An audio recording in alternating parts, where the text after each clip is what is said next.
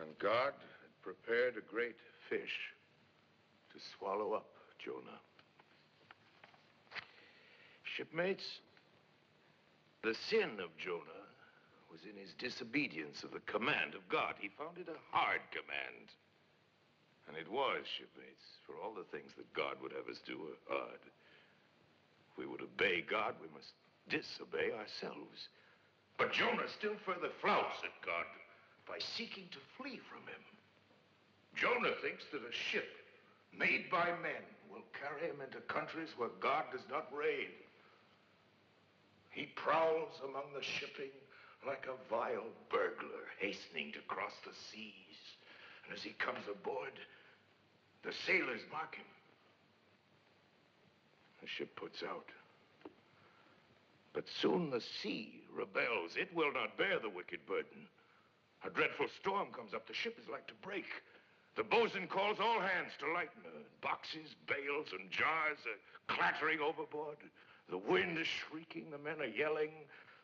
I fear the Lord, cries Jonah, the God of heaven who hath made the sea and the dry land. Again, the sailors mark him. And wretched Jonah cries out to him to cast him overboard. For he knew that for his sake this great tempest was upon them. Now behold Jonah, taken up as an anchor and dropped into the sea, into the dreadful jaws awaiting him. And the great whale shoots to all his ivory teeth like so many white bolts upon his prison. And Jonah cries unto the Lord out of the fish's belly. But observe his prayer, shipmates. He doesn't weep and wail. He feels his punishment is just. He leaves deliverance to God.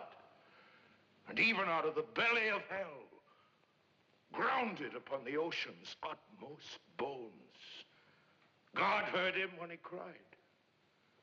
And God spake unto the whale, and from the shuddering cold and blackness of the deep, the whale breached into the sun and vomited out Jonah upon the dry land. And Jonah, bruised and beaten, his ears like two seashells, still multitudinously murmuring of the ocean. Jonah did the Almighty's bidding. And what was that, shipmates? To preach the truth in the face of falsehood. No, shipmates, woe to him who seeks to pour oil on the troubled waters when God has brewed him into a gale. Yea, woe to him who, as the pilot Paul has it, while preaching to others, is himself a castaway. What delight is to him who against the proud gods and commodores of this earth stands forth his own inexorable self, who destroys all sin, though he pluck it out from under the robes of senators and judges.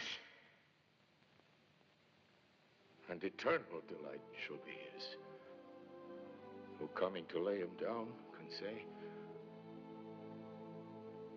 O Father, mortal or immortal, here I die. I have striven to be thine, more than to be this world's or mine own. Yet this is nothing. I leave eternity to thee. For what is man, that he should live out the lifetime of his God?